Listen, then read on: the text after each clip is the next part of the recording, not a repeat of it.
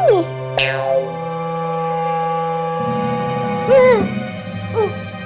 What? Ano nangyari sa'yo? Parang yung kinakain mo. Isa na din akong Mami. Mami! Nakugutom lang yan. Tara, samahan mo na lang ako kumain dito. Ito ang tunay na Mami.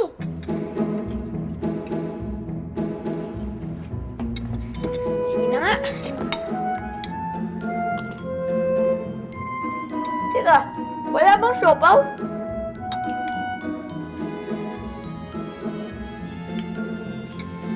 Paano nga ba ginagawa ang noodles? Why not ampalaya? Why not munggo at kalabasa? Why not gatas at keso? Why not, why not? Why not ampalaya? Why not munggo at kalabasa? Why not gatas at keso? Why not, why not? Why not, why not? Why not, why not? Why not, why not? Why not? Why not?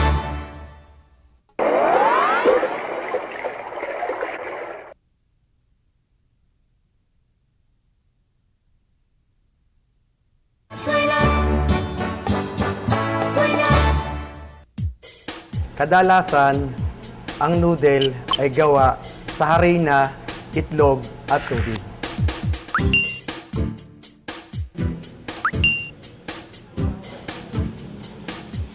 Pag-halo-haloin ang mga sangkap para makabuo ng masa.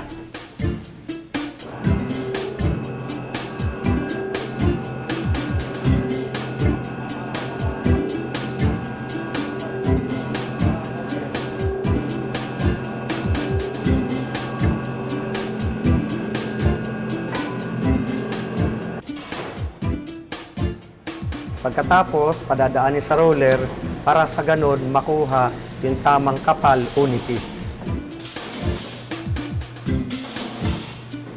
At saka pagpuputol-putulin. Noodles na!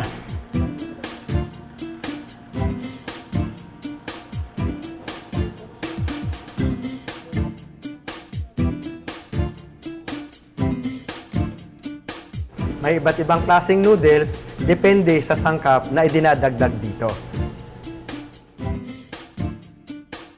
Ang mga noodles na ito, ang nabibili ninyo sa tindahan. Alam niyo ba kung ano ang tawag sa noodle na ito? Bihon! Ito. Canton! Ito. Lomi! Ito naman. Nigi! Ayun. Misa! Tsaka yun. Spaghetti! Pati na rin yun. Sotanghon! Napansin niyo ba kung ano ang pagkakaiba ng mga noodles na ito? Tama. Nagkakaiba ang mga noodles dahil sa haba, lapad, at taba ng mga ito.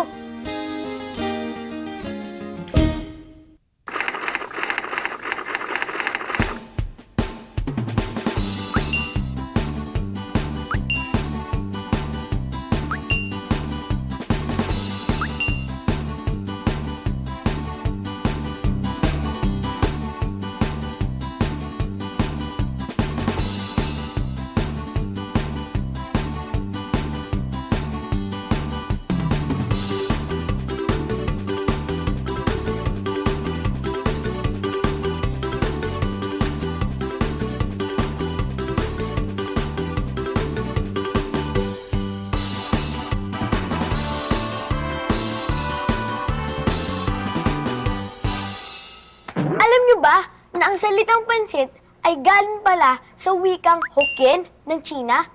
Ang ibig sabihin nito ay pagkain na madali at mabilis lutuin. Ang sarap talaga nito. At madali pang lutuin. No, Bot at Kuya Edward? Natandaan niyo pa ba? Balikan nga natin.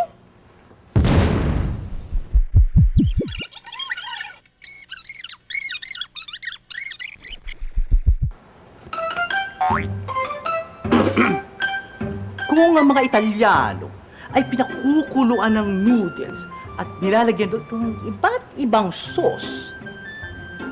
Sa ating mga Pilipino, ganito ang pagluto ng pansit. Ginigisa ang iba't ibang sangkap tulad ng karne, gulay, at saka ihahalo ang pansit.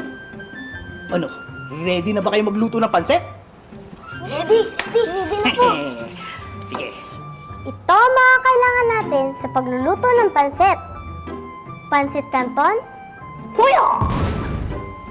manok na hiniwa-hiwang maliliit, pwede rin tira-tirang ulam, repolyo, carrots, Baguio beans, bawang na pinipit, sibuyas na ginayat ng maninipis, kaunting tubig, toyo, at mantika. At syempre, ang una nating gagawin, maglalagay tayo ng mantika. O yan.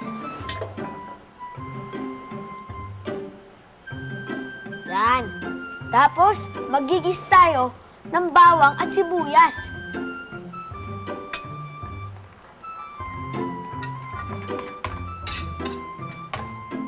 Yan. At pagkatapos natin magisa, maglalagay na tayo ng manok. Yan.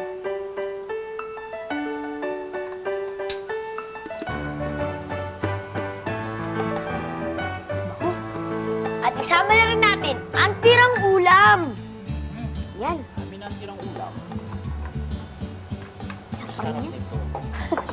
Sarap. Tapos, ilagay naman natin ang carrots. Carrots, pampalit Salamat. ng mata. At pagkaraan ng ilang minuto, dagdagan na rin natin ng iba pang gulay. Katulad ng repolyo at Baguio beans. Ah!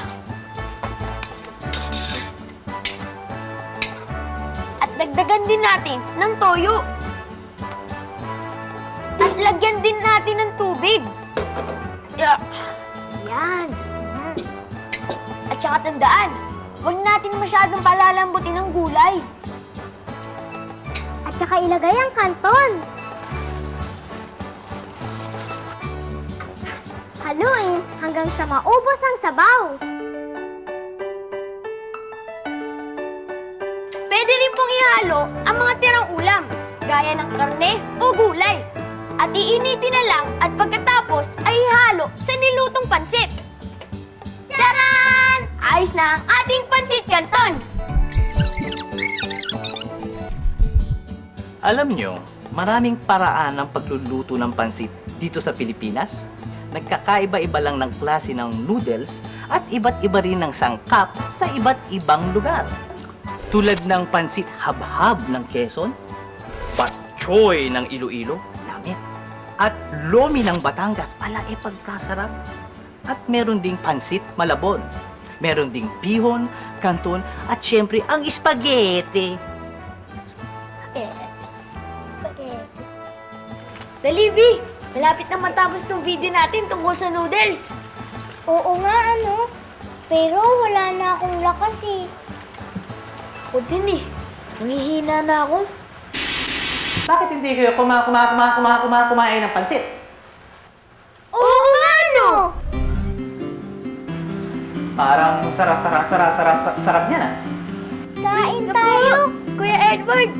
Sige, salamat. Kakakain ko lang eh. Malakas na ulit ako dahil sa pansit. Ay!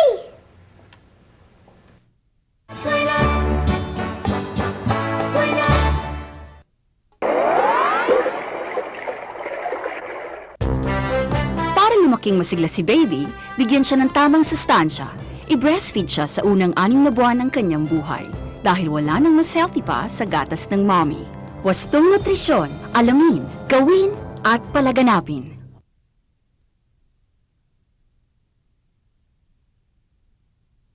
Twilight,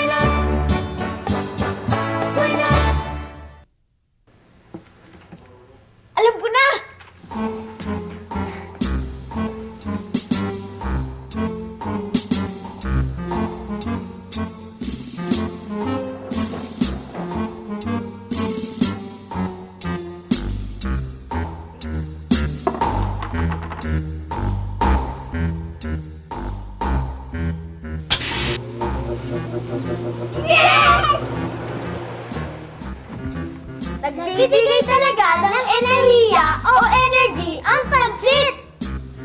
Alam niyo ba kung bakit? Dahil po go food ang pansit? Tama. Isang halimbawa ng Go Food or energy-giving food, ang pansit. Ang Go Food ay ang gasolina ng ating katawan.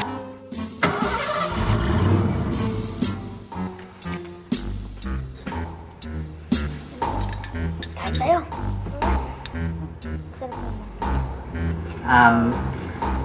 Pwede bang makihingi na?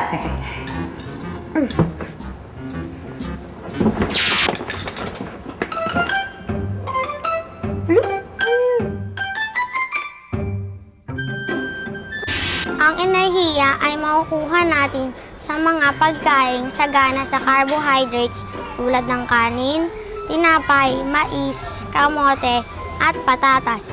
Pwede ring manggaling ang enerhiya sa fats tulad ng mantika, margarina, at taba ng hayop.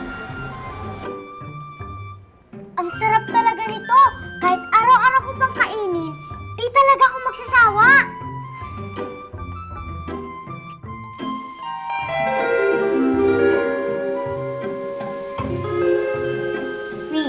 Ako ang iyong konsensya. Hindi ba't alam mo na hindi maganda sa kalusugan ang pagkain ng instant noodles araw-araw? Masarap kasi.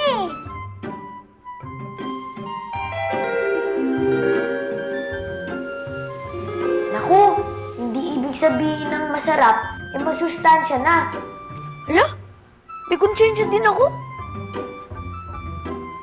Di ba kailangan ng katawan natin ng enerhiya araw-araw? Oo nga, sagana ito sa carbohydrates. Pero kung ito ang palaging kakainin ng isang tao araw-araw, magkukulang siya sa ibang sustansya. Kasi walang nag-iisang pagkain na nagbibigay ng lahat ng sustansya na kailangan ng ating katawan. Kailangan din natin ng grow food na magpapalaki sa atin at ng glow food na magpapasigla at magpapalakas ng ating katawan. At ang isa pa, yung pampalasa nito o seasoning ay masyadong maalat. Sarap pa naman ito. Alam mo ba na kapag madalas kang kumakain ng maalat, maaari kang magkaroon ng sakit sa bato o tumaas ang blood pressure mo? Kung bawasan na lang po namin ang paglalagay ng pampalasa. Galing mo talaga! Tama yun! Kapag kakain kayo ng instant noodles, kalahati lang ilagay yung pampalasa, ha? Huwag lahat ng nasa pakete. Pero, huwag pa rin araw-arawin ang kain ito, ha? Pwede rin dagdagan ito ng itlog, gulay, karne at iba pang sangkap upang maging mas masustansya ito. Ayos din sa amin yun. Hay, siguro hindi na natin aaraw-arawin yung pagkain ng instant noodles, no? Kaya tandaan, kumain ng sari-saring masustansyang pagkain araw-araw. Ito ang daan patungo sa kalusugan! Pag may natirang noodles, ilagay niyo lang ito sa refrigerator.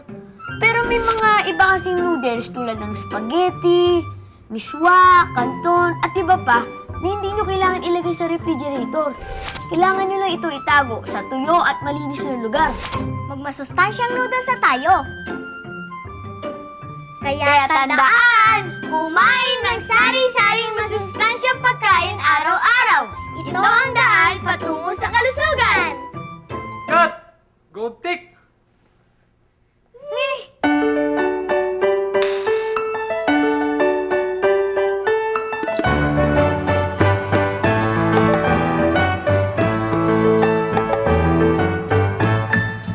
Sari-saring pagkain araw-araw. Huwag labis at huwag kulang. Masustansya at kumpleto, ito ang sikreto. Ito ang sikreto. Lakas, sigla, pati liksi. At wastong paglaki.